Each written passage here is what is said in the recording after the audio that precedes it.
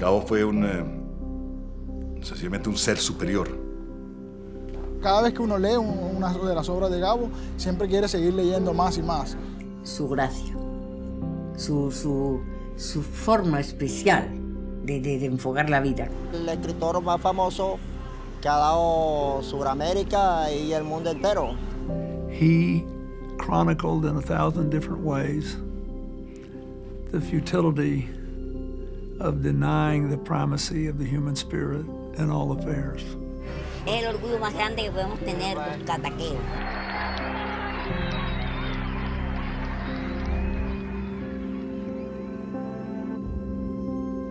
El mundo universal de las letras está de luto. Esta tarde falleció en Ciudad de México el Premio Nobel de Literatura Gabriel García Márquez.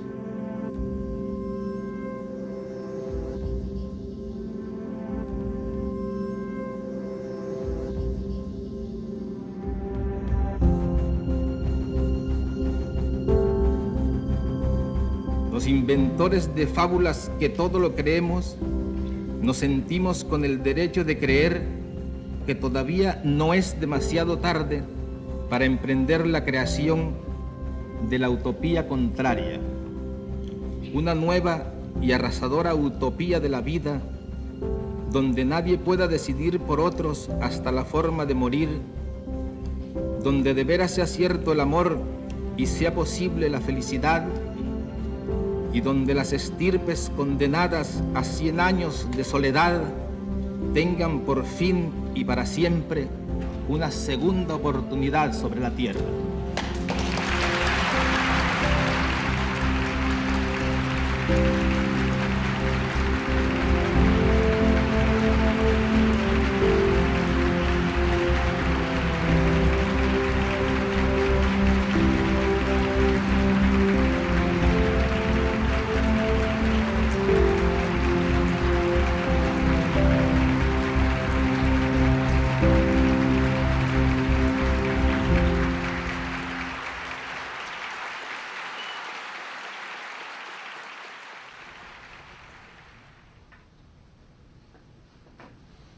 García Márquez es el primer clásico vivo que leí. Y 100 años de soledad es una de las novelas que me convencieron de que esto era lo que yo quería hacer con mi vida. Nadie es escritor si está completamente satisfecho. Toda literatura, toda vocación literaria nace de un grado de insatisfacción con la vida, con la biografía, con el mundo tal como está hecho. Y la escritura es un intento por subsanar esas carencias. ¿Cómo hizo un muchacho salido de un pueblo pequeño de la costa caribe para escribir una obra que transformó la literatura occidental durante el siglo XX?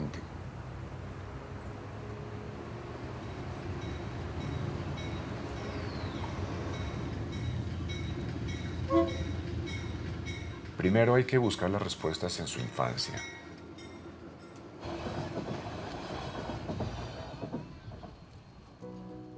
Gerald Martin lleva 2 décadas investigando los detalles de su vida. Era un pequeño pueblo, 5.000, 10.000. Era un pueblo completamente desconocido, sigue siéndolo. Y al mismo tiempo era su época más importante. La United Fruit Company estuvo en todo el norte de Colombia.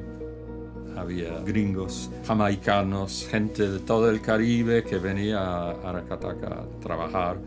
Entonces, obviamente, ya que era una especie de boomtown, muchas riñas, peleas, mucho alcohol, burdeles, bastante violencia. Era un pueblo donde pasaban muchas cosas. Macondo es el nombre del mundo mágico de sus libros, inspirado en Aracataca, donde él pasó los primeros 9 años de su vida.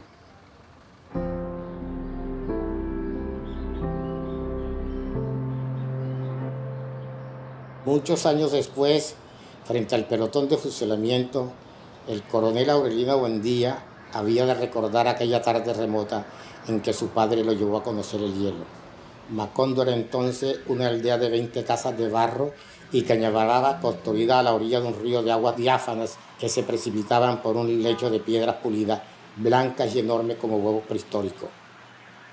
El mundo era tan reciente que muchas cosas carecían de nombre y para mencionarlas había que señalarla con el dedo.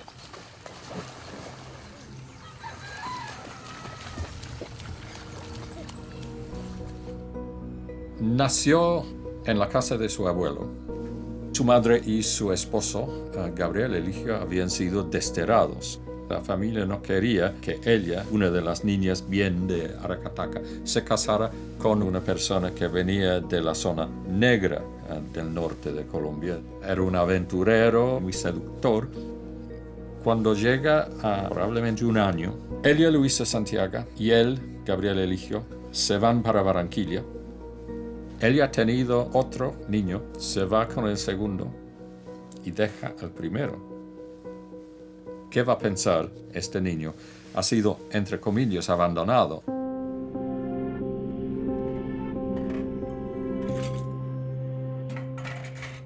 Es un sueño recurrente que todavía persiste, más aún. Todos los días de mi vida despierto con la impresión, falsa o real, de que he soñado que estoy en esa casa. No que he vuelto a ella, sino que estoy allí, sin edad y sin ningún motivo especial, como si nunca hubiera salido de esa casa vieja y enorme. Fue la alegría más grande porque uno como niño le encantan los espacios grandes para correr, saltar y hacer lo que le provocaba. Y más sabiendo que era la casa de los abuelos, donde nosotros podíamos hacer todo lo que nos provocaba porque allá no había prohibición para nada. Cuando la familia se retira, en ese momento que se retira la familia, se van a trabajar a otra parte, no recuerdo exactamente fue el primer sitio, obviamente no sabía. Entonces dejaron a Gabito, lo dejaron con su abuelo y su abuela. Y entonces para el abuelo era su Napoleoncito, como le decía. Y Gabito se pegaba mucho a él. Mi abuelo era una persona muy considerada, tal vez por su modo de ser, por su seriedad. Los abuelos tenían como cierta cultura sin haber tenido universidad ni nada. La abuela era supersticiosa, nos infundía miedo por todo. Nosotros todos somos cobardes y miedosos. Si de pronto alguien abría el paraguas dentro de la casa, decía que lo cerraran porque se iba a morir alguno. Gabito le preguntaba, la azotaba de preguntas, era el consentido de la casa. En el jardín por la tarde se sentían las ranas que croaban y le decía, ranas, ven mañana por sal, porque ella consideraba que eso era una bruja. Para mí era una vida muy curiosa. Las mujeres presididas por mi abuela vivían en un mundo sobrenatural, un mundo fantástico donde todo era posible, donde las cosas más maravillosas eran simplemente cotidianas. Pero el abuelo era probablemente el ser más concreto que yo conocí. Y sus historias eran las historias de la guerra civil, las peripecias de la política.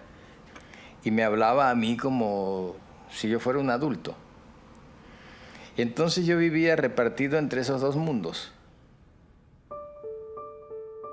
El abuelo de García Márquez, el coronel Márquez, tuvo un papel bastante importante en la guerra de los 1000 días, una guerra civil entre los conservadores y los liberales a comienzos del siglo XX.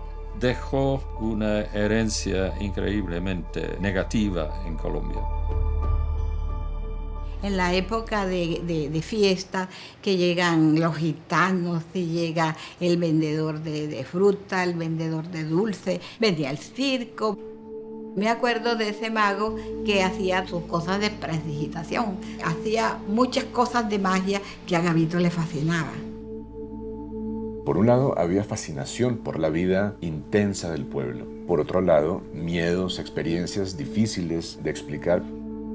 Mi tesis es, García Márquez pensó que estuvo enterrado en la casa de su abuelo.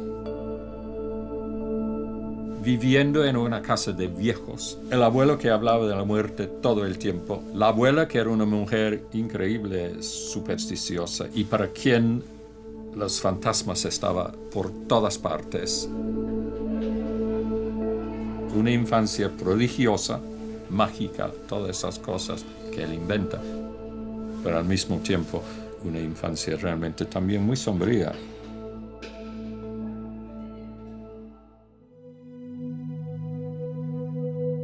Cuando tiene 9 años, su padre viene a buscarlo. García Márquez se va a vivir con sus padres por primera vez. Si Aracataca es Macondo, Sucre es el pueblo más siniestro, más oscuro de sus otras primeras obras. Mi papá, yo pienso que era un tipo común y corriente. Él tenía una autorización para ejercer la homeopatía. Entonces, él combinaba unas farmacias que tenía y más o menos de esa manera pudo mantener a la familia. Decía Gabito que le tenía como especie de un cierto recelo porque mi papá era un tipo fuerte. A veces su padre estaba fuera meses y la familia increíblemente empobrecida. García Márquez era el gran apoyo de su madre. Mi mamá era una persona que le gustaba que empleamos la palabra precisa. Nos leía los cuentos del dominical. Nosotros llegamos al colegio, a la escuela primaria, sabiendo leer porque ella nos enseñó.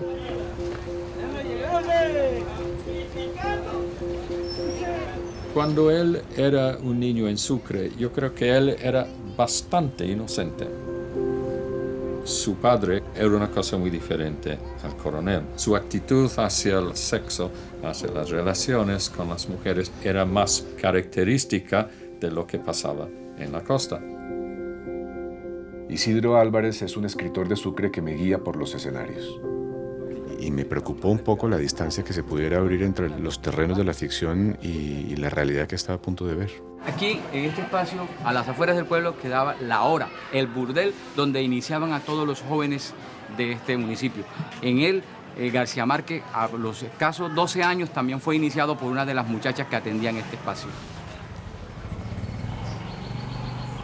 En la mayoría de sus entrevistas dice que fue una cosa maravillosa y que descubrió el sexo y que de alguna manera, gracias papá, etc.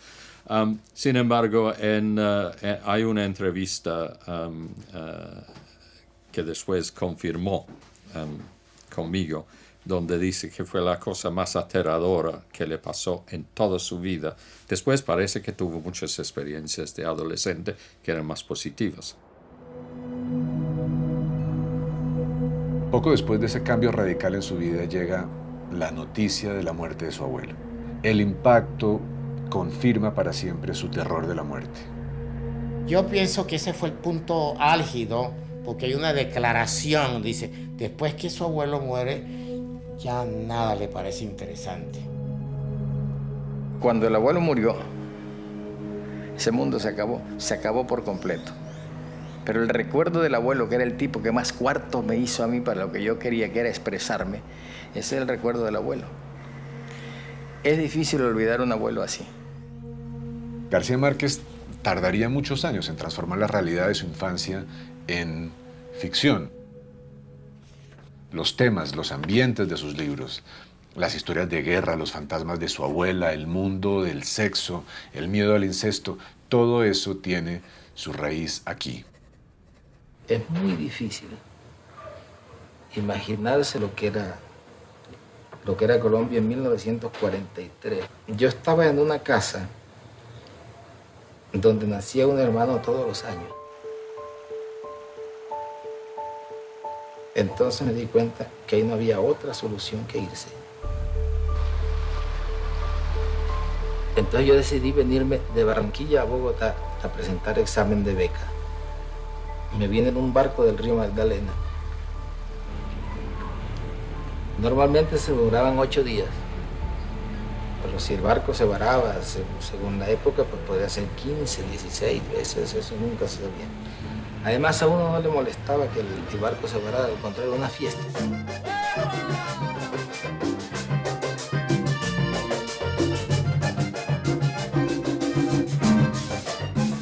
Ese barco era en algunos momentos una fiesta de 2 semanas, donde se bailaba, donde García Márquez cantaba sin parar todas las canciones que se sabía de memoria. Gavito era un músico nato. Yo estaba convencido que se había metido a cantante. Él perdió su libertad para darnos alegría. Él perdió su libertad para darnos alegría. Y lo que para su vida es mal, quien es para la novia mía. Y lo que para su vida es mal, quien es para la novia mía. Y que para el animal no hay un Dios que lo bendiga. El río Magdalena se convirtió rápidamente en una metáfora, porque el río Magdalena era la vía que él tomaba para ir de su cultura, de su familia, a los lugares alejados, fríos, remotos desde un punto de vista geográfico, pero también desde un punto de vista existencial de la capital colombiana y de sus alrededores.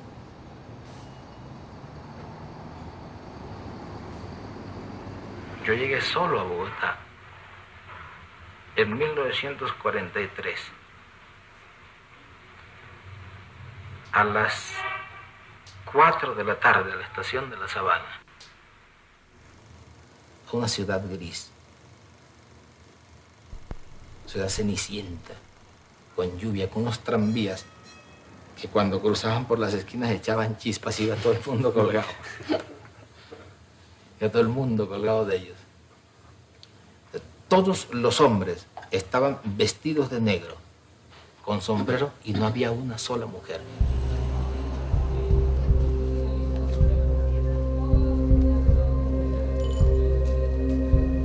Lo primero que cuenta García Márquez es la desolación profunda de llegar a esta ciudad helada y lluviosa y ver una fila que le daba la vuelta a la cuadra y echarse a llorar ante la revelación de su soledad en este sitio hostil en el que no conoce a nadie.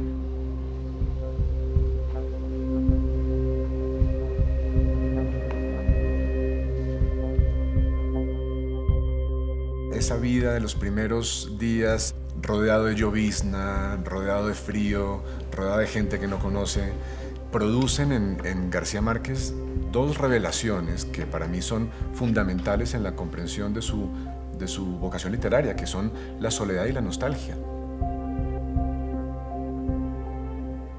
Yo tenía escrito probablemente no uno, sino 2 cuentos metido en un sobre. Lo mandé al Espectador. El sábado siguiente salí a la calle, entré a un café en la carrera 7ª y vi a un tipo que tenía abierto el suplemento literario del Espectador y que tenía el título de mi cuento a 8 columnas. Salió en la sección La ciudad y el mundo de Eduardo Salamea una nota donde decía que esperaba que los lectores del suplemento Fin de Semana se hubieran dado cuenta de que había aparecido un escritor del cual no se tenía noticia, y hacía un gran elogio de este escritor. Y la impresión que tuve yo en este momento era que me había metido en un lío del carajo, porque ya no tenía camino de regreso y tenía que ser siendo escritor todo el resto de mi vida.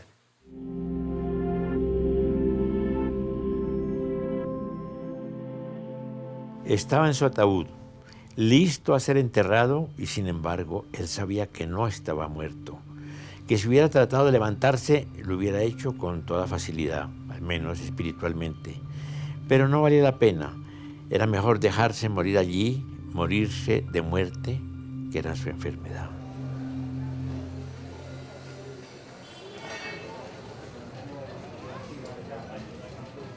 Fue un encuentro que debió tener lugar por ahí en el año 47. Fue en un café de Bogotá. En esa época Bogotá estaba repleta de cafés en el centro.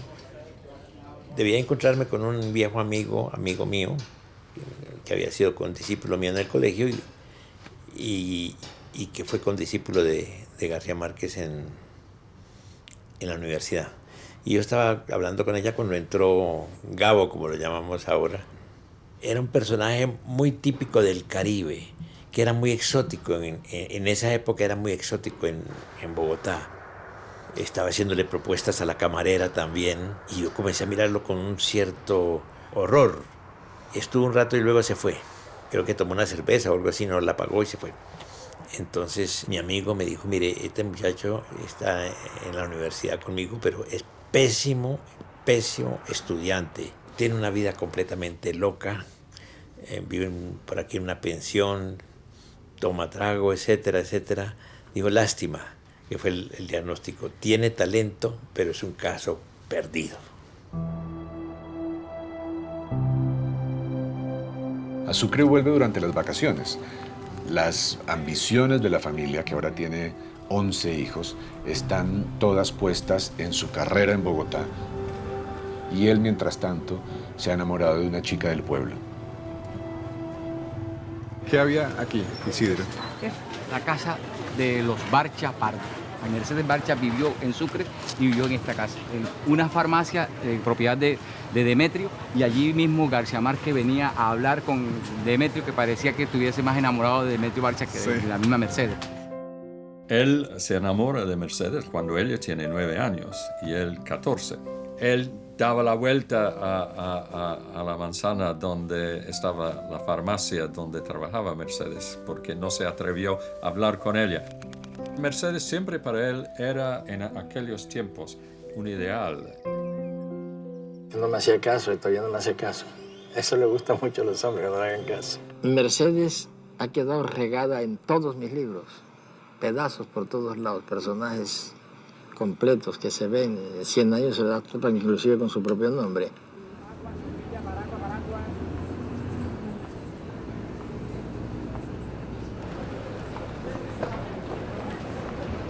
García Márquez siempre sabe dónde hay que estar cuando están pasando las cosas. Gaitán era un gran líder popular. Yo, como periodista, conocí las manifestaciones de Castro, también las de Perón, y no es comparable con la pasión que suscitaba Jorge Eliezer Gaitán. Es un liberal diferente. Todos piensan que estaba a 2 o 3 meses de llegar a ser presidente del país. Lo mataron cuando iba con mi padre. Yo estaba ahí. Oímos los 3 disparos. Yo bajé y llegué primero que nadie porque acababan apenas de detener al asesino y quedé arrodillado al pie del cuerpo de Gaitán. García Márquez está en su pensión a 300 metros de donde pasa eso. Puede salir, puede ver el cadáver, puede ver la muchedumbre. Los partidarios de Gaitán no pueden aceptar lo que ha pasado. Incendian todo el centro de la ciudad, incendian la pensión de García Márquez, incendian todo.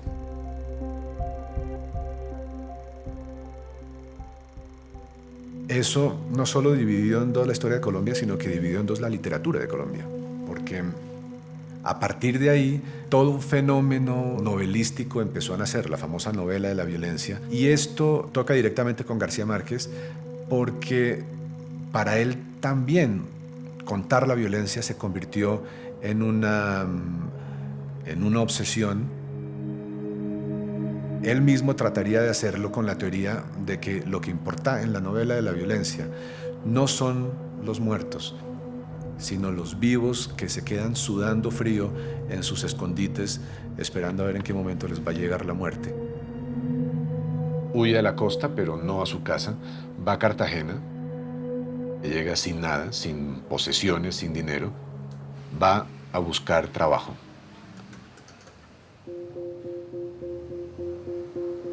Los primeros números del Universal, exacto, los primeros números del 8 de...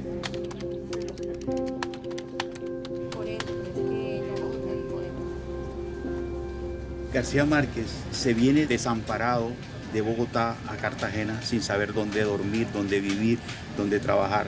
Y hacía unos meses, el 8 de marzo de ese año, se había inaugurado el periódico El Universal. Clemente Manuel Zavala saluda al joven García Márquez y Zavala se emociona cuando le dice, ¿cómo se llama el joven? Gabriel García Márquez. y dice, oye, tú eres el que publicó unos cuentos en el suplemento Sábado, me gustaron muchísimo. Y al día siguiente sale la primera nota de García Márquez. 25 de mayo. Que es sobre el estado opresivo de la Cartagena militarizada. Los habitantes de la ciudad nos habíamos acostumbrado ya a la garganta metálica que anunciaba el toque de queda. El reloj de la boca del puente, empinado otra vez sobre la ciudad, con su limpia, con su blanqueada convalescencia, había perdido su categoría de cosa familiar, su irreemplazable sitio de animal doméstico. Qué bueno.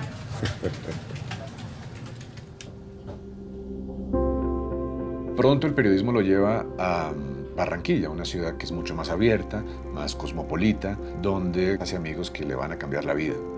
García Márquez se pone en contacto con un grupo de personas, de periodistas, de escritores, de escultores, pintores, cazadores, pescadores, es decir, una cosa muy mixta, bohemia. El grupo de Barranquilla es una de las cosas más importantes que le pasaron a García Márquez.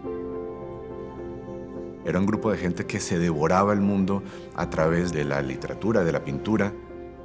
Un grupo de gente para el cual la literatura era lo más importante en la vida, pero no era algo que había que tomarse en serio. Ramón Viñas, un expatriado catalán, medio aventurero, que llegó a la Barranquilla de principios de siglo y les presentó autores y les transmitió una idea de la literatura que yo creo definió en más de un sentido la vocación de García Márquez. Es toda esa idea de nunca dar a leer los borradores de lo que uno va escribiendo, pero sí contar la historia que uno está escribiendo, contarla constantemente, contársela a los amigos, contársela a la esposa, contársela a la gente. Para García Márquez, la literatura nunca fue algo que se pudiera entender separada de la amistad. En Barranquilla, su madre viene a buscarlo para que lo acompañe a Aracataca por primera vez desde que él salió de allí siendo niño para vender la casa. Y él ha contado muchas veces que ese momento tuvo el valor de una epifanía. Al ir a Aracataca, al ver por primera vez después de tanto tiempo las calles polvorientas, las casas destrozadas, al ser testigo así del paso del tiempo, se dio cuenta por primera vez del valor de su propia experiencia. Después de varios borradores ya tiene por fin una novela de la que está relativamente orgulloso, la manda a Argentina, a la editorial Losada, y Guillermo de Torre, el cuñado de Borges, no solo rechaza la novela, sino que la aconseja en una nota que se dedique a otra cosa, que esto de la literatura no es para usted. Era obviamente demoledor. La hojarasca, que fue la novela, es indudablemente, nadie lo dice, pero yo lo afirmo aquí ahora, es una de las primeras obras vanguardistas más importantes de América Latina. Pero es una cosa formidable. Y para un joven de 22 o 3 años es casi un milagro, ¿no?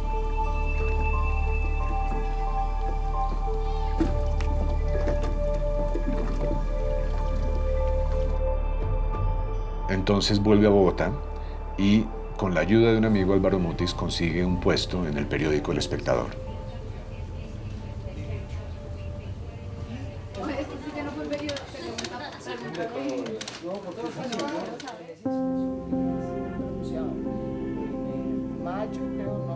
Octubre, noviembre del 2012. Gabo entró al periódico El Espectador, la primera impresión que tuvo, porque eso es lo que cuenta, porque yo ya a Gabo lo conocí después, para que llegaba este señor con estas camisas de colores y todo el mundo decía, bueno, ¿este loco qué es? O sea, él traía su Caribe hasta en su manera de ser. Gabo a lo largo de su vida se fue, digamos, cambiando esos colores, pero él siempre quiso ser muy estéticamente, además, muy distinto de las personas que vivimos en Bogotá. Está escribiendo crítica de cine que le gusta, pero al mismo tiempo después de un poco le aburre. Lo que quiere ser es reportero.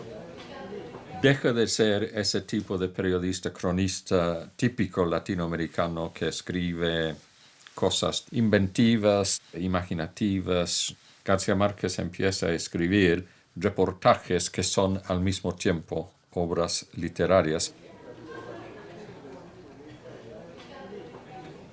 La crónica del náufrago. Es impresionante porque esa es una noticia que sale en todos los periódicos, en todos. Después de un mes y medio de estar con el náufrago, se sentó, volvió, retrotrajo la historia y empezó a escribirla como si fuera una novela. Bueno, y se empezó a vender El Espectador. ¿De qué manera? La gente compraba El Espectador solamente por ver la crónica próxima que iba a sacar García Márquez en una historia que ya todo el mundo había contado. Esto es una prueba clara de cómo García Márquez está aprendiendo a transformar una realidad que ya ha sido contada 1000 veces en algo nuevo. En ese momento ya tiene como un mago las técnicas para fascinar al público. Necesitaría todavía un cierto tiempo para aprender a utilizarlas con sus propias historias, con el material de su propia biografía. El Espectador envía a su reportero estrella como corresponsal a Europa. Y por fin realicé el primer sueño de mi vida, que era poderme sentar a escribir sin que nadie me jodiera. Y me senté a escribir El coronel no tiene quien le escriba. Yo conocía la historia de mi abuelo, que estuvo toda su vida esperando que le mandaran su pensión de veterano de la guerra civil. La pensión que no llegó nunca. Me reunía con amigos que eran poetas, escritores colombianos y hablamos mucho de literatura cuando apareció Gabo en ese café. Yo había recibido el libro La hojarasca, su primera novela. Me había interesado mucho. Y comenzamos a hablar, pero habíamos leído la crítica y nos parecía exagerada la crítica colombiana. Lo comparaban con Proust y cosas así. Entonces le hicimos críticas, digamos que tenía una influencia demasiado fuerte de Faulkner. Lo encontramos un poco presuntuoso. Había cambiado completamente, ya no era el muchacho de la costa, sino era un tipo ya vestido más formalmente, tenía cierta distancia con uno. Había sido muy influido por el mundo bogotano. 2 días después lo invité a cenar y comenzó a caer la nieve. Y cuando salimos del restaurante, Gabo miró el Boulevard San Michel completamente blanco, blanco los árboles, blanco los automóviles, y entonces se estremeció. Nunca había visto la nieve, nunca. La había leído sí en muchos cuentos, pero no la había visto. Le tembló la cara y me dijo, mierda. Y salió corriendo, digo yo, como los futbolistas cuando meten un gol, exactamente. Corría y levantaba los brazos y caía y otra vez. Y ahí nos hicimos amigos.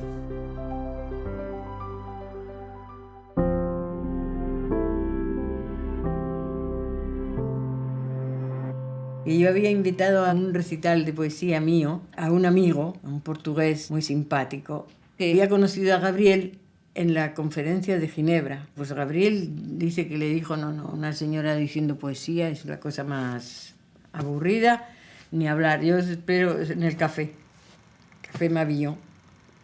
Efectivamente, allí bajamos y allí le conocí. Era un tipo, parecía talmente un árabe, un argelino parecía, porque tenía el gran bigotón, como son siempre los árabes, con el pelo rizado, delgado así. No era para nada mi tipo, para nada.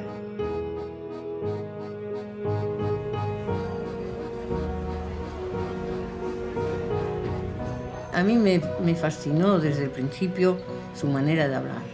Hablaba con unas imágenes tan mágicas. Y yo decía, ¡ay, qué maravilla de Crepúsculo! Y él decía, se lo regalo. Muy tierno. Es que la palabra es la ternura. Una gran ternura. Los poetas son profetas casi siempre. Gabriel tenía en sí algo de brujo, de profeta. Iba conmigo. Y yo bajé con él por el Boulevard San Michel y de pronto me ocurrió comprar Le Monde. Y vi la noticia de que habían cerrado El Espectador. Le dije, mira, cerraron tu periódico. No pudo pagar el hotel. Madame Lacroix, la dueña, una mujer excepcional, no lo echó, sino que lo subió al último piso a una buhardilla y ahí vivía, escribiendo. Ahí empezaron a surgir problemas porque yo no concebía que yo estuviera trabajando y buscando la vida por aquí y por allá, y él no hacía más que escribir y escribir y escribir. Y yo muchas veces le decía, no puede ser, tú tienes que hacer algo. Y no sabía hacerlo, no sabía más que escribir. Luego empezó la cosa más dura, sí, porque pues es que esta historia, yo no sé, nunca he querido hablar de esto. Tener un hijo era imposible, totalmente imposible. Yo hice todo lo posible por no tenerlo. Él no tenía reacción. Él estaba a mi total devoción. Es decir, hubiera pasado lo que yo hubiera querido. A partir de ahí ya decidí marcharme definitivamente. Y es ahí donde efectivamente él me despidió en la estación. Él siguió el tren así un poco, ya sabes lo que pasa, el tren empieza despacito y luego se va de eso y ya. Estábamos tristes porque a pesar de todo esto había hecho, a pesar de todo, un nudo fuerte. A pesar de todo nos quedamos amigos.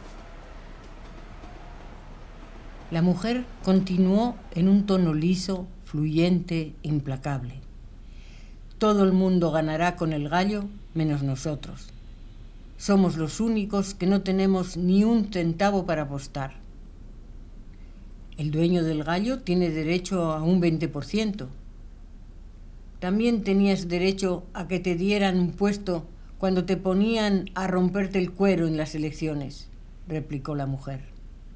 También tenías derecho a tu pensión de veterano después de exponer el pellejo en la guerra civil. Ahora todo el mundo tiene su vida asegurada y tú estás muerto de hambre completamente solo. No estoy solo, dijo el coronel. No quiso abandonar la escritura, no quiso. Y finalmente fueron los primeros lectores de El coronel tiene quien le escriba. Había pensado siempre que esa podía ser una historia para una comedia. Pero cuando estaba en París, todos los días sacaba dinero de la mesa de noche, bajaba, comía en la esquina y subía hasta que un día ya no había ni un centavo. Que empecé a mandar SOS a los amigos. Este era un 7º piso sin ascensor. Y yo bajaba, veía que no había carta, y entonces subía y agregaba una página más. Entonces había un momento en que la historia, lo que estaba escribiendo correspondía exactamente con la realidad. Y por eso yo creo, contra el criterio de todos los críticos, que el mejor libro que he escrito yo. Es decir, que si yo he escrito una obra maestra, esa obra maestra es El coronel no tiene quien le escriba. A él le cuesta mucho trabajo publicar El coronel no tiene quien le escriba. García Márquez vuelve entonces al periodismo. Primero viaja con su amigo Plinio por Europa del Este. Ven de cerca y de primera mano el socialismo soviético y sufren de maneras distintas y en distintas medidas algo parecido a la decepción.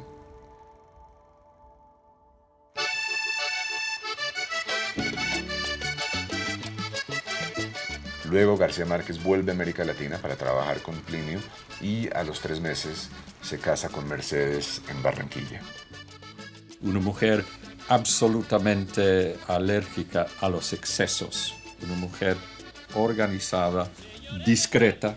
Él escoge desde el comienzo una mujer que al mismo tiempo es elegante, de alguna manera superior, inteligente, pero también que es de allá.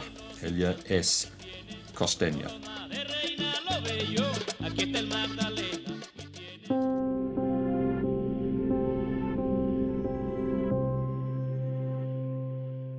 Un socialismo que se toca con las manos. Es un socialismo que los cubanos están haciendo a la medida de sus necesidades y posibilidades, con una pasión y una seriedad ejemplares, pero siempre muertos de risa, y poniendo en cada uno de sus actos esa chispa de locura recóndita que es tal vez su virtud más antigua y fecunda.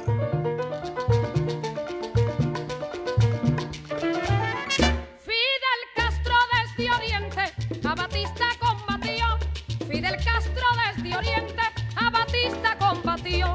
y a la patria libertó con sus hombres dignamente. ¡Que viva Fidel!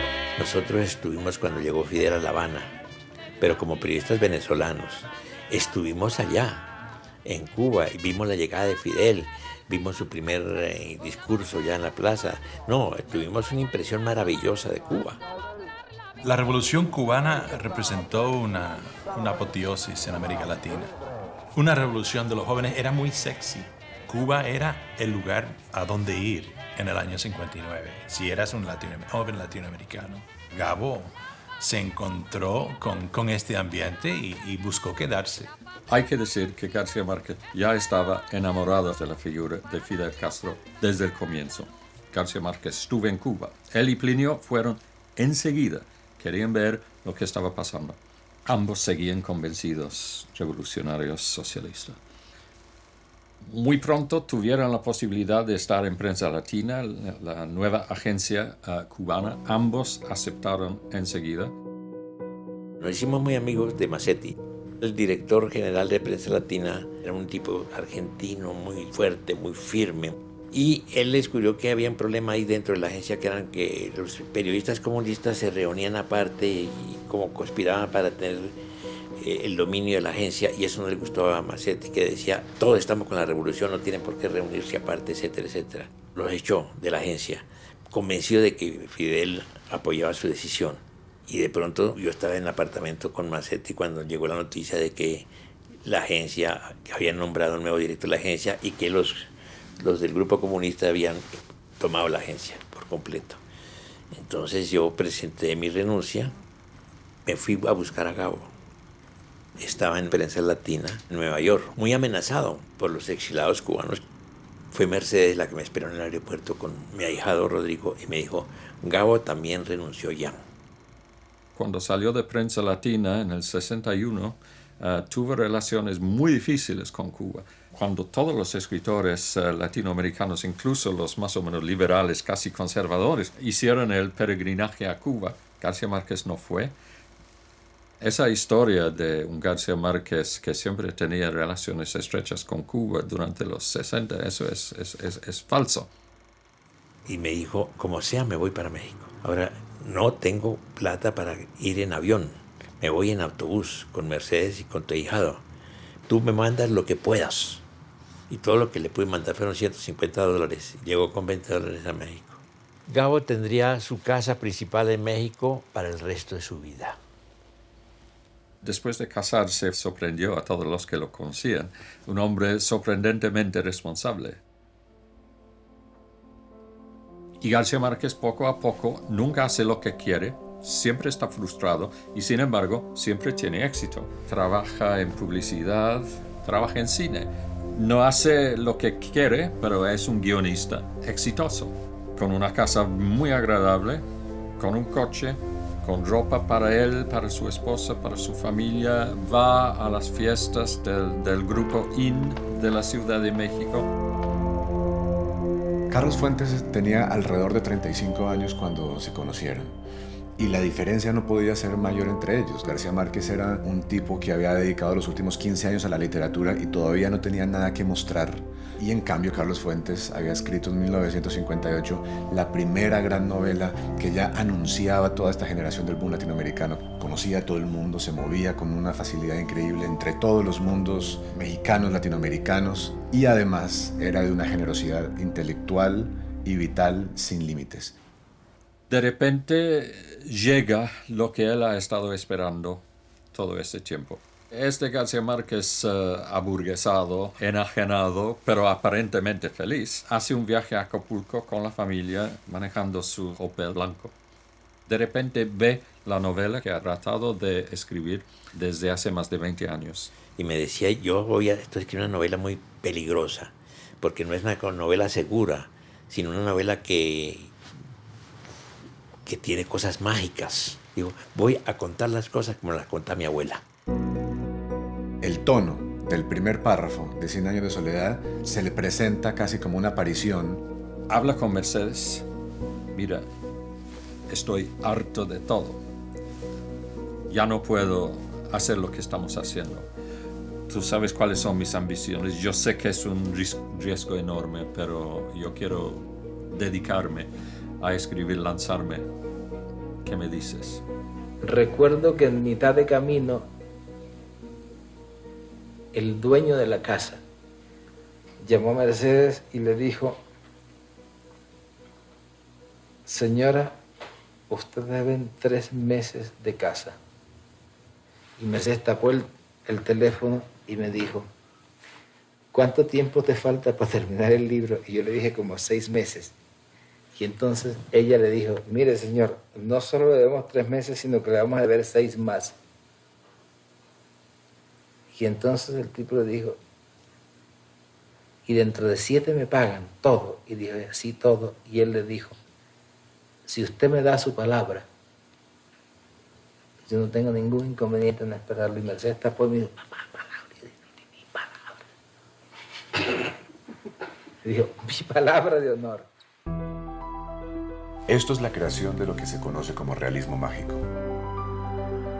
Esa estructura perfecta que cuenta un mundo entero desde su nacimiento hasta su muerte en 20 capítulos que tienen todos el mismo número de páginas.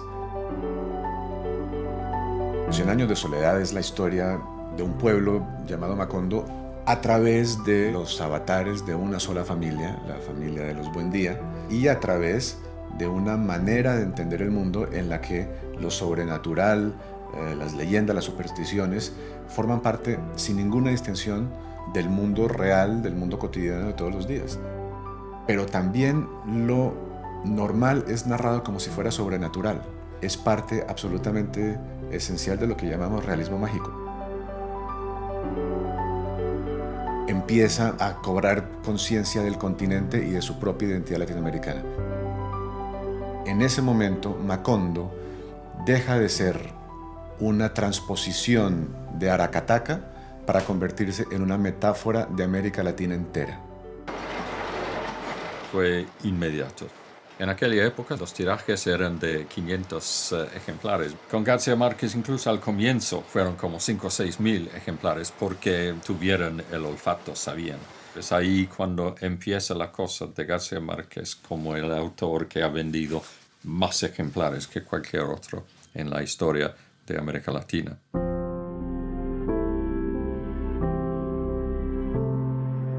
Someone just said to me, you know, you should really read this book. And I started reading it, and I literally couldn't quit. It was like an addiction. I couldn't put it down. And I was reading it in class one day. I still remember it was a tax class, which I didn't like. Although I loved the professor, and after it was over, he said, "What's so much more interesting than I am?" And I said, "This is the greatest novel written in any language since William Faulkner died." It told eternal truths of human nature, human motivation, how we're driven up and down by love and hate, greed and generosity, hopes and fears. Cuando despertaron, ya con el sol alto, se quedaron pasmados de fascinación. Frente a ellos, rodeado de lechos y palmeras, blanco y polvoriento en la silenciosa luz de la mañana, estaba un enorme galeón español. Una de las primeras lecturas públicas que hace, cuando baja después de la lectura, se encuentra con Mercedes, que está llorando y todo el auditorio está casi levitando tras la magia de la lectura. Ahí García Márquez sabe que ha encontrado algo, que lo que está contando no se había contado nunca antes en lengua española. It was just this breathtaking picture of life unfolding.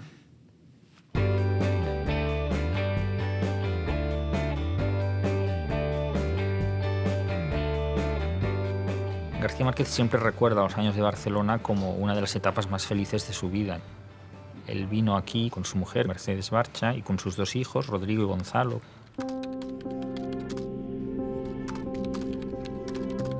Experimenta en Barcelona la mutación, la metamorfosis más grande que puede vivir un escritor. Pasa de tener problemas económicos a ser un escritor rico. Se maravilla, le explica a sus amigos como si no se lo creyera. Vivo de las rentas que me proporciona mi libro, es increíble, ¿no?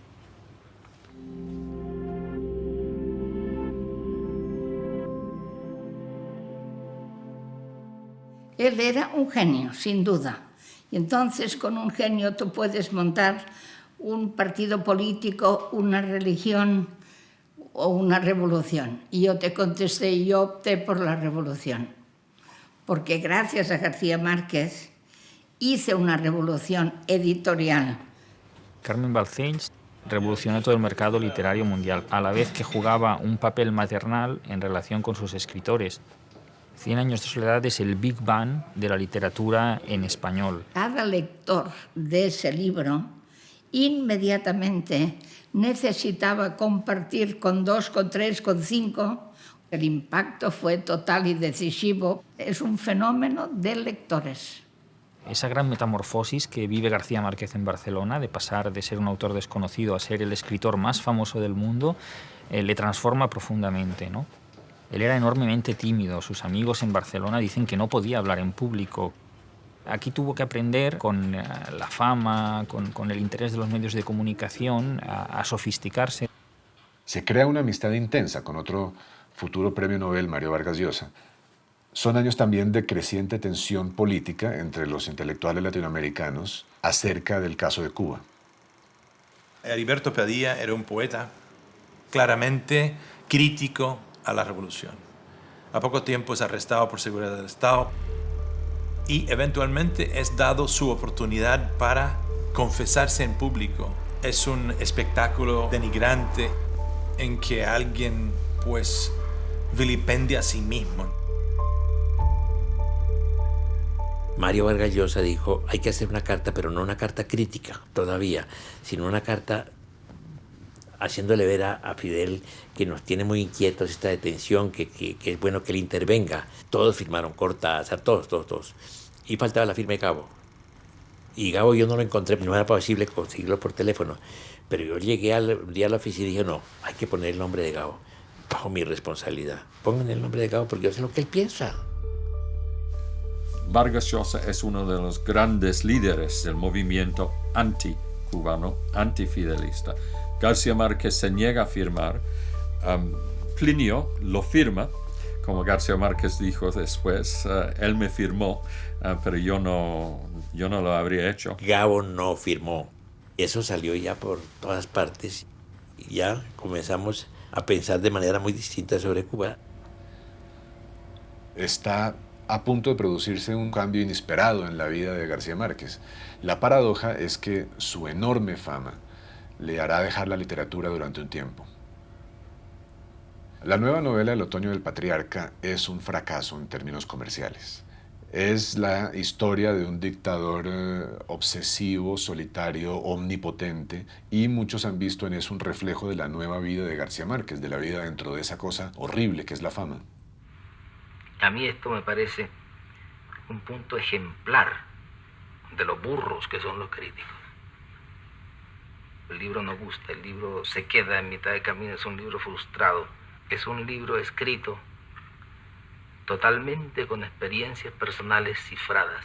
Si alguien tiene la curiosidad de leerlo con otra clave, es decir, en vez de pensar en un dictador, pensar en un escritor famoso, probablemente el libro resulta mucho más comprensible. Tonto útil para servirle a usted. Los amigos políticos y personales del exterior se preguntan cómo explicamos el contrasentido de que la revista diga que en Colombia no hay libertad de prensa si la sola afirmación impresa es una prueba de que sí la hay. Se preguntan, en fin, ¿qué clase de país es este donde todavía pueden suceder semejantes cosas mientras el resto del continente es una selva de gorilas? Era un momento de mucha efervescencia política, de mucha agitación social. Fue en esa época en que me hice amigo de García Márquez. A raíz del golpe de Pinochet contra Allende, Gabo declaró su famosa ruptura con la literatura, su huelga literaria, que no volvía a escribir hasta que no cayera Pinochet. Esas frases de Gabo que son fantásticas, ¿no? Entonces dijo, estoy de García Márquez hasta los cojones. No que hablar más de él. Y decía cosas que la fama pues me la voy a gastar en política. Gabo estaba en su momento quizás más radical. El Che muere en el 67. Muchas intentonas guerrilleras de los años 60 se instalan, se enquistan y se fracasan. Muchos mueren. A partir de 73 hay un vuelco a la ultraderecha en muchos de los países de América Latina. Un recrudecimiento de represión bárbaro. García Márquez quería saber a quién le podía donar un premio literario que había ganado en la Universidad de Arizona de $10,000. Me llamó y me dijo, bueno, necesito un comité de derechos humanos para entregarle este premio. Le dije, Gabo, aquí no hay comité de derechos humanos.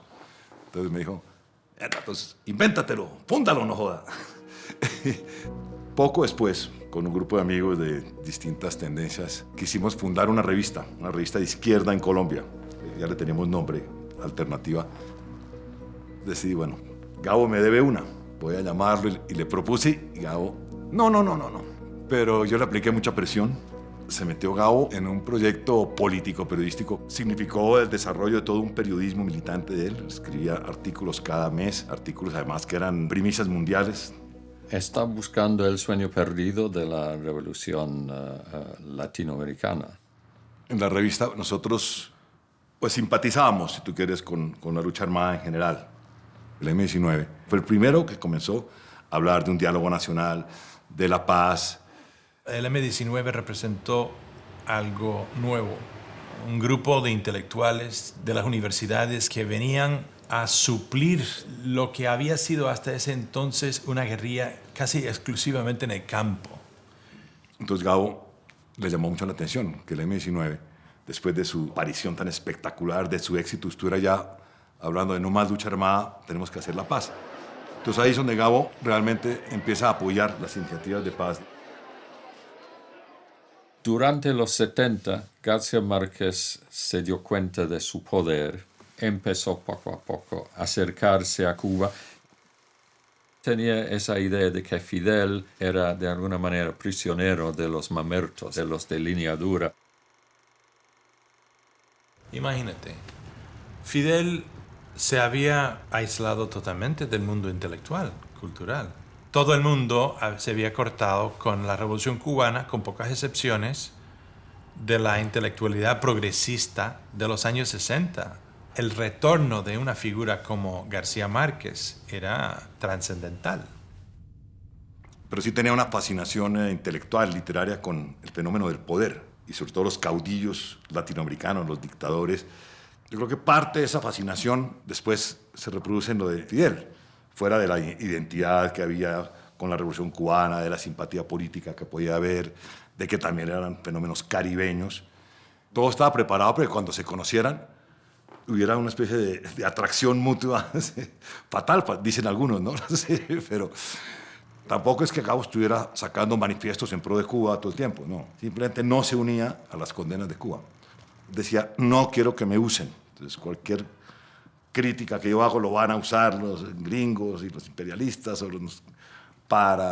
yo no quiero sumarme ese coro. La semana entrante, la Fundación del Nuevo Cine Latinoamericano va a recibir del Estado cubano una donación que nunca nos cansaremos de agradecer, tanto por su generosidad sin precedentes y su oportunidad, como la consagración personal que ha puesto en ella el cineasta menos conocido del mundo, Fidel Castro. Una de las cosas más argumentadas de su vida es su relación con Fidel.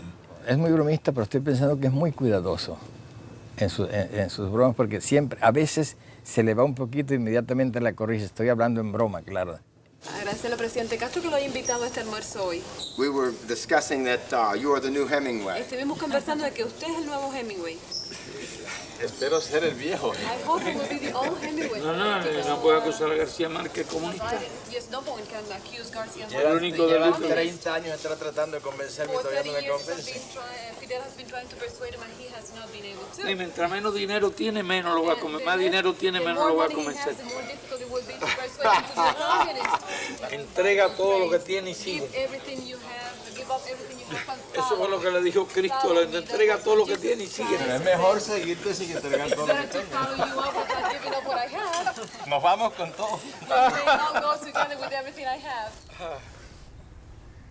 Yo mismo le planteé esto y él insiste en que sí, eran amigos, pero además utilizó su amistad para el bien de otra gente. Eran amigos, se fueron de yate, se fueron de buceo, tomaron vino juntos, sí. Y a la misma vez Fidel tenía gente preso en la isla. Gabo insistía en que él utilizó su amistad para sacarlos de la cárcel y no afectó su amistad con Fidel. Cosa que nos intriga a todos, pero que él insistía en que así fue. Para mí, lo fundamental de Cuba es su resistencia y su defensa permanente y férrea de la soberanía ante un bloqueo que tiene 30 y tantos años. Yo creo que a García Márquez le hizo daño, lo perjudicó en su imagen, en su credibilidad como intelectual, como autor, aparecer como una persona que conestaba o no criticaba los evidentes abusos y violaciones de los derechos humanos en Cuba. Yo le decía, todavía sigues con el barbucha ese para arriba y para abajo, ¿qué haces con eso, hombre? Y él decía, ¿y tú que te has vuelto de derecha? Cuando eras de izquierda, ahora eres de derecha y no sé qué. Pero eran bromas. De modo que lo tomamos siempre así. Pero lo que es muy importante, cuando venían a pedirme que firmara una carta para ver si Padilla o Norberto Fuentes o cualquier otro salía, dije, no, déjeme. Yo, si se trata de ayudar a este escritor, yo sé una cosa mucho más, tengo un recurso mucho más eficaz que ese de firmar una carta. Y llamaba a Gabo, ayúdame, Gabo. Y sacamos muchos poetas. Sacamos poetas, escritores. Se convirtió en una persona muy útil. Él no cambió su posición, no creo que en relación con el mundo comunista, ni es comunista, para nada. Pero amigo de Fidel. Amigo de Fidel. La posición política de Gabo siempre produjo en Colombia, digamos, mucha polémica. Este es un país de derechas. Este es un país profundamente de derechas por la guerra, por la propia guerra. Y Gabo estaba convencido de que este país tenía que conseguir la paz. Se le volvió una obsesión y eso produjo una reacción profunda de la derecha, hasta el punto de que lo llegaron pues, a considerar casi un guerrillero. Entonces, servicios de inteligencia militares les comenzaron a formar un expediente para implicarlo como auxiliar de la subversión, como colaborador del M-19. Pues Gabo obviamente supo que le iban a montar un proceso. Y ahí fue donde decide asilarse en la Embajada de México. Yo preferí, de veras, regresar a México por el camino más seguro, que era a través de la embajada. Yo en realidad no tengo nada que ocultar. No, en mi vida he disparado otra arma distinta de la máquina de escribir. Pero realmente no podía tolerar que el gobierno colombiano, que algunos sectores del gobierno colombiano dieran el golpe de publicidad de detenerme a mí, aunque simplemente fuera para un interrogatorio. Bueno, pero es decir, ¿existió realmente la orden de detención de acuerdo a los informes que usted recibió? No, yo no lo puedo saber. Yo no lo puedo saber. Lo que pasa es que yo recibí 3 versiones separadas de distintas fuentes y además una llamada anónima.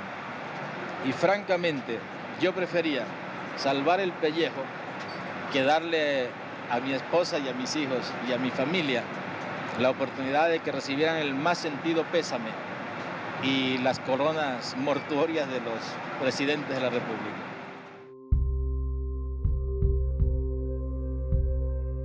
El día en que lo iban a matar, Santiago Nazar se levantó a las 5:30 de la mañana para esperar el buque en que llegaba el obispo. Había soñado que atravesaba un bosque de higuerones donde caía una llovizna tierna, y por un instante fue feliz en el sueño, pero al despertar se sintió por completo salpicado de cagada de pájaros. Siempre soñaba con árboles, me dijo Plácida Linero, su madre, evocando 27 años después los pormenores de aquel lunes ingrato. Es muy curioso ver que la siguiente novela, Crónica de una muerte anunciada, habla de un hecho privado, familiar, 30 años anterior, que no tiene ninguna evocación política de ningún tipo.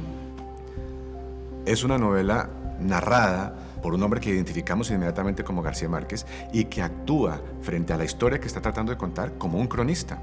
Hace preguntas, investiga, hace reportaje y con todo eso monta una falsa crónica o una crónica de ficción.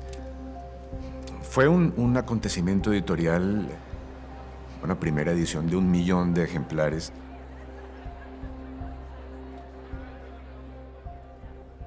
García Márquez estaba pensando en el premio Nobel desde los 20 años. Es sorprendente, pero es verdad. Él sabía perfectamente que merecía el premio Nobel, pero él también sabía que los que preparan bien el terreno son los que muchas veces cosechan las cosas importantes. ¿Hasta qué punto era calculada su ambición literaria? Yo creo que hay un alto grado de intuición. Sus libros eran narraciones que llevaba pensando 20 y 30 años. Nunca escribió un libro menos de 20 años de haberlo pensado por primera vez. Pero algo inconsciente le indicaba el momento correcto para sentarse a escribir ese libro. Esa intuición fantástica que tenía de su lugar en el mundo en cada momento de su vida. Urgente, Gabriel García Márquez acaba de ganar el Premio Nobel de Literatura. Repito, Gabriel García Márquez, Premio Nobel de Literatura. Eso sí es.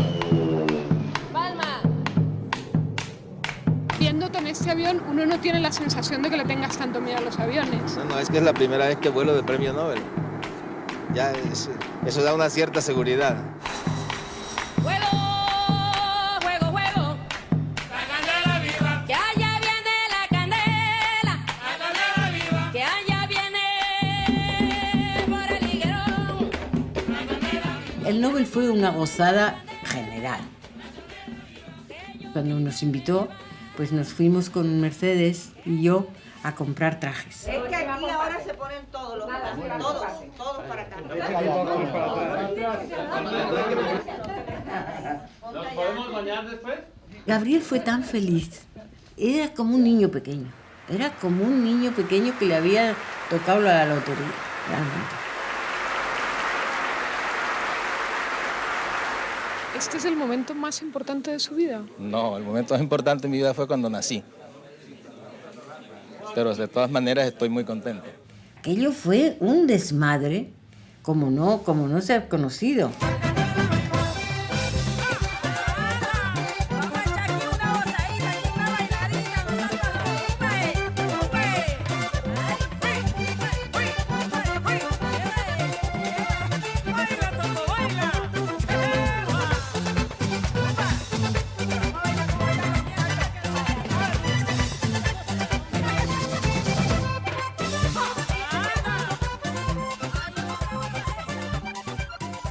Me contó Gabriel que la reina, que estaba sentada a su lado, le dijo que a ella le encantaba la cumbia porque habían venido todas esas mujeres bajando con sus faldas. Y dice que él le dijo, pues mire usted, yo esto de la literatura es mi hobby. Yo lo que soy realmente es maestro de cumbia. Eso decía él, pero eran de esas butadas que le encantaban a él. Gabriel García Márquez ha obtenido ya todos los éxitos en la literatura. ¿Espera García Márquez entrar a la actividad política? ¿Quiere ser político? No, el sueño de mi vida es escribir una gran novela. ¿No ha escrito todavía la gran novela? Uno siempre piensa que la próxima será la mejor. Y el día que deje de pensarlo, pues dejaría de ser un buen escritor. ¿Está escribiendo ahorita García Márquez? Hoy no. Es decir, cuando a mí me preguntaban cómo me sentaría el premio Nobel, siempre dije que sería una gran alegría como para todo escritor, pero que personalmente sería, sí que para mí sería una desgracia personal.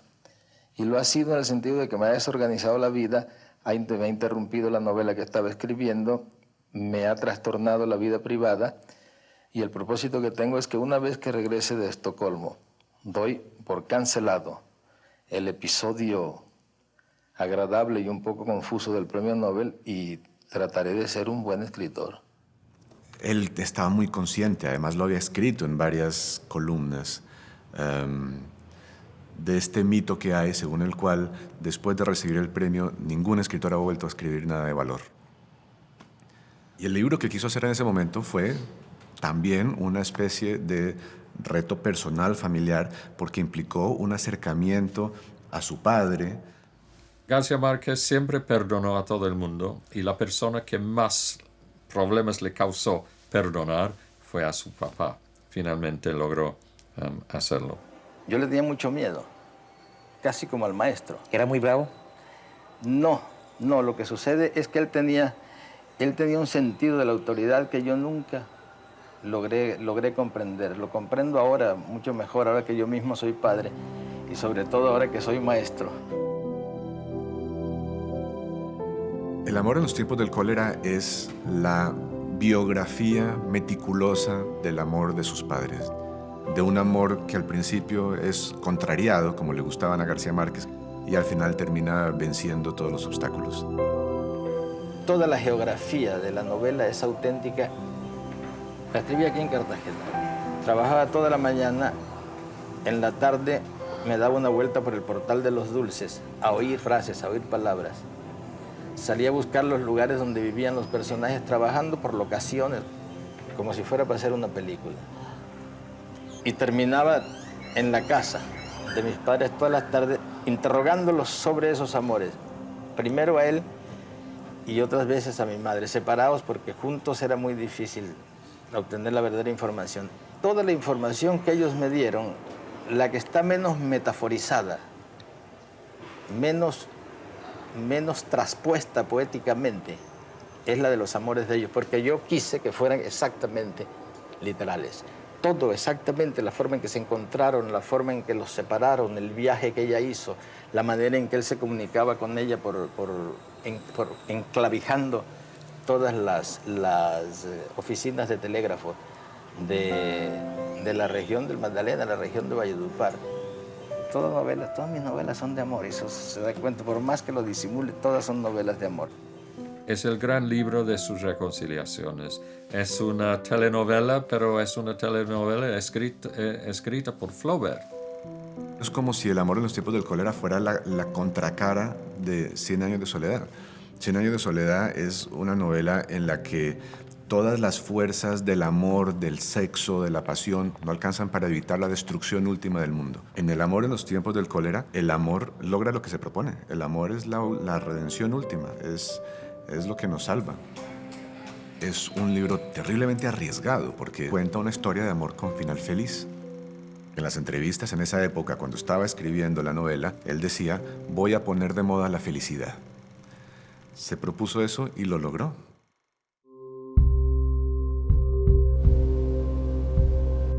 Empezamos a descubrir una historia que nunca nos imaginamos que iba a llegar a donde llegó. No solamente era que había guerrilla, sino que había una cosa mucho más grande que no sabíamos qué era, que después terminó siendo el narcotráfico.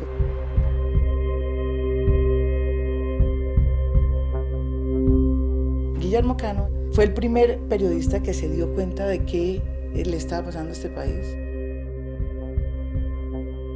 Gabo se creó en El Espectador, Gabo quería el periódico. Gabo era muy amigo de Guillermo Cano. Guillermo me mandó al Festival de Cine de La Habana. Dígale a Gabo que yo quiero que escriba un artículo, un discurso, unas palabras por los 70 años del Espectador. Y yo llegué allá. Me dice Gabo, no, yo no quiero escribir nada de Colombia. No, yo quiero mucho al Espectador, pero yo no voy a escribir nada de Colombia. Me dijo, yo no escribo nada en ese país porque si uno escribe algo lo matan. Yo le dije, está exagerando, Gabo, no sea mentiroso, tampoco es tan grave. Esto demuestra ese dolor que Gabo tenía con esa mitad de Colombia que había dicho de él de todo. Y como al tercer día, yo salía de una película, ¿sí? Y alguien me dijo, mire, García Márquez la está buscando. Y encuentro a Gabo y a la Gabo prácticamente llorando. Y Gabo diciendo, yo le dije, ese país de mierda, ese es un país que no vale la pena, mataron a un amigo mío como a Guillermo Cano.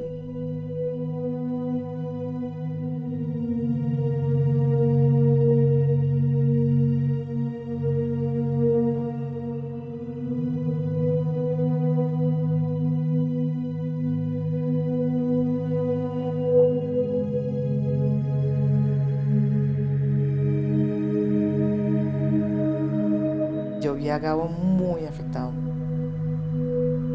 La muerte para él era una cosa muy difícil de manejar.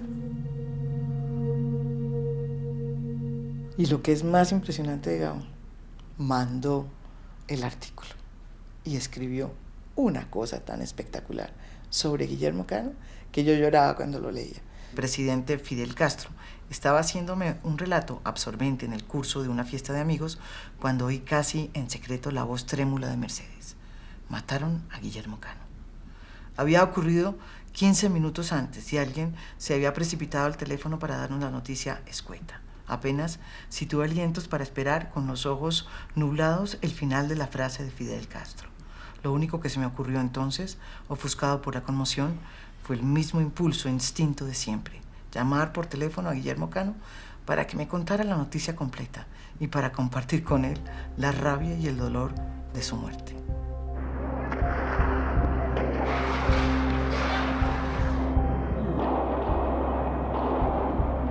Fue un fenómeno muy desafiante. Y las bombas que estallaron en esa época estallaron a todo lo ancho del país. Ni la época de Sendero Luminoso en Perú puede compararse con lo que hizo Escobar en ese periodo. Yo no creo que haya habido periodo de terrorismo igual en Medellín. Ya para comienzos del año 89, él empieza a pagar por la muerte de cada policía y mata en un par de meses 400 y pico de policías, uno por uno.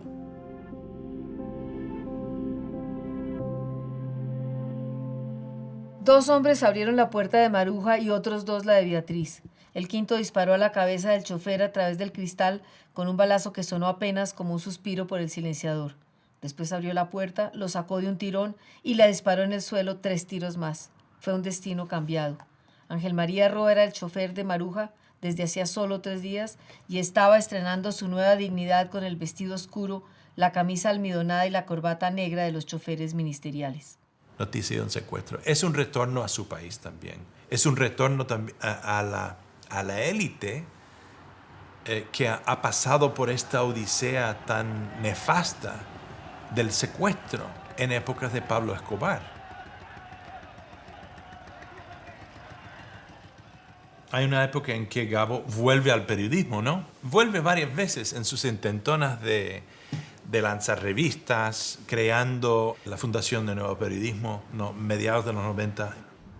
Un grupo de periodistas pensamos que había una oportunidad como de independizarnos, de hacer una propuesta para hacer un noticiero de televisión que fuera solo de periodistas. Quisimos iniciar con gente como sin mañas, recién salidos de la universidad, era prácticamente un kinder al que formamos. Era lindo verlos sentarse al lado de los periodistas que estaban aprendiendo, realmente estaban aprendiendo, sentado al lado sin ninguna pretensión, sin ninguna soberbia. Usted habla con todos los periodistas que trabajaron en QAP y usted encontrará que en ellos no hay sino admiración y un profundo amor. En muchos países de América Latina los periodistas son apenas mensajeros, ¿no? O vendedores de publicidad. Él quería elevar el estatus para que los periodistas llegarían a cumplir con la definición de que él dio al oficio, ¿no? El mejor del mundo. Ese esfuerzo de ser respetado como periodistas por periodistas en Noticias de un secuestro, de hacer las cosas bien, de reconstruir lo que parece una verdad imparcial y dejarlo imparcialmente sobre la página. Noticias de un secuestro, de News of a Kidnapping. Cuando se produce la primera versión, él coge el libro, coge una cosa postal normal y dice, pone Bill Clinton, Casa Blanca, Washington. I was sitting in the Oval Office, I'll never forget this, and I opened it and read 2 pages. I did something I don't know if I ever did it again, but on this day, I literally made up an excuse to cancel a couple of appointments, and I went back and read the thing straight through. Yo estaba invitado a una comida de Estado y en el momento en que estaba en la cola, el presidente Clinton me dice, I read the book. ¿De qué me estará hablando a mí el presidente de Estados Unidos? ¿De qué libro estará hablando? Él estaba un poco dolido porque obviamente el libro muestra las complejidades de Colombia, la complejidad del problema del narcotráfico en Colombia, las amenazas, los secuestros, el terrorismo. And after that, I felt like I understood the situation. I thought I understood the motivations of young men with no other way to make a living, being drawn into the gangs. And I believed that there had to be a way out of it because of the way he painted the players. El mensaje a través de la literatura de Gabo deja muy claro su conciencia moral. Es decir, es un argumento humanista fuerte. He was a wonderful conversationalist. He was serious and direct about what he believed, but he could express his disagreements with you and still show goodwill. No es que él se aproximara a todos los presidentes ni a todos los dirigentes, no. Tenía que ver alguna compatibilidad con él y con su manera de pensar. We were talking once about Castro when he knew that I might lift the embargo, and he said, Castro only wants 2 things. I said, what are they? He said, he wants you to promise that if the embargo is lifted, nobody will try to take away the universal health care or the universal education. I said, that's easy. I agree with him. And he said he wants you to promise that you will not permit any Cuban Americans to weaken his stand against the narco-traffickers. Creo que de haber sido un poco distinto las cosas, podíamos estar aquí hablando de cómo Gabo y Clinton lograron poner fin al bloqueo norteamericano con Cuba. No sucedió, pero llegó bastante cerca y llegó bastante cerca gracias a Gabo. I wanted to lift the embargo in my second term, and he knew it. And then the Congress repealed the Cuba Democracy Act and said, now nobody can lift the embargo without our support. He never stopped being taken seriously as an artist, and it gave weight to his public convictions about the larger issues. And that's quite a unique thing to do. La verdad es que cada vez que vuelvo al pueblo de la realidad, encuentro que se parece menos al de la ficción. Los árboles de los pueblos suelen durar más que los seres humanos, y siempre he tenido la impresión de que también ellos nos recuerdan, tal vez mejor que como nosotros los recordamos a ellos.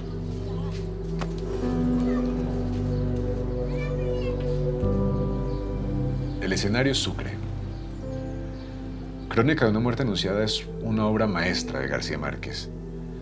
Usa un lenguaje profundamente suyo que enriquece la realidad, la magnifica. Uno se da cuenta de la magia de García Márquez. Es la lucha de Santiago Nazar, que en la realidad era Cayetano Gentile, uno de sus grandes amigos, contra una sentencia que ha sido dictada desde espacios que no entiende. La lucha de los asesinos, que se ven arrastrados por fuerzas que los sobrepasan. Uno de los enfrentamientos que lo obsesionaron en su vida de escritor fue el del hombre contra su destino. ¿Qué es lo que cuenta la gente en el pueblo? Que esa mañana Santiago Nazar venía de entregar unos terneros de una de las fincas a las afueras del pueblo y venía desde la parte del callejón de María Amalia Sampaio, de la Mamá Grande. Desde ese callejón venía bajando y los hermanos Vicario o los Chicas Sala están al frente en la cantina de Clotilde de Almenta. Allí están esperándolo y divisando toda la plaza. Al momento de verlo voltear el callejón, salen detrás de él para acuchillarlo. Antes quiere entrar en su casa, pero la encuentra cerrada. Quiere hacer la entrada a su casa por la parte posterior. Entonces busca la manera de llegar al callejón fatal. En la parte posterior, al fondo, es alcanzado por los hermanos Chicas Sala y es destazado a las 9:30 de la mañana del 22 de enero de 1951. En ese momento yo estaba ya vestido para irme para el colegio. Entonces me dicen, mataron a Cayetano. Yo salgo corriendo. Cuando llego, el médico se quita el fonoscopio e intenta inyectar a la mamá de Cayetano. Inyectarle un sedante, alguna cosa. ¿Qué vas a decir? No, para calmarte. Pero para mí decir, no para que te tranquilice. Entonces dijo, no. ¿Por qué me va a tranquilizar? Es mi hijo, yo tengo que llorarlo. Es que yo necesito llorarlo.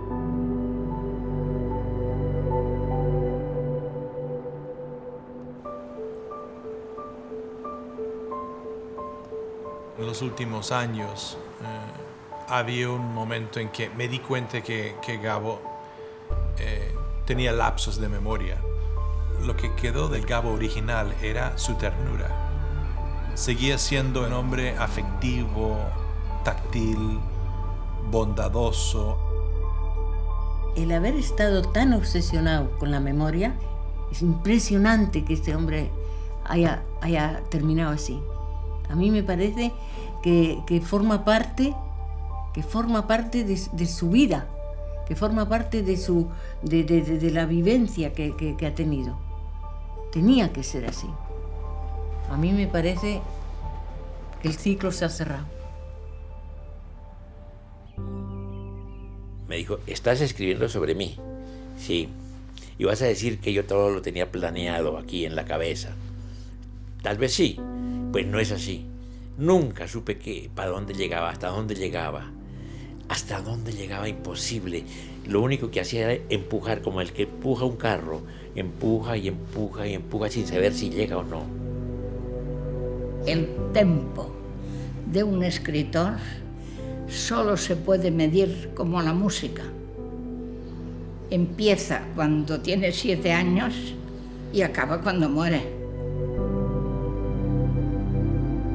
He was a great heart and a great mind who taught us how we imprison ourselves and our fears. And in our illusion that control is possible, that dominance is possible, that wealth and power matter more than love and grace.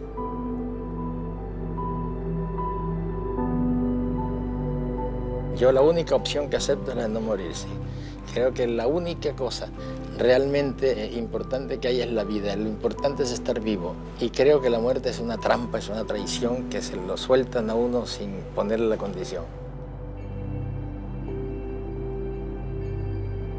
Para mí es muy serio el hecho de que esto se acabe. Y prácticamente sin ninguna participación de uno, sino cuando llega así. Creo que es injusto.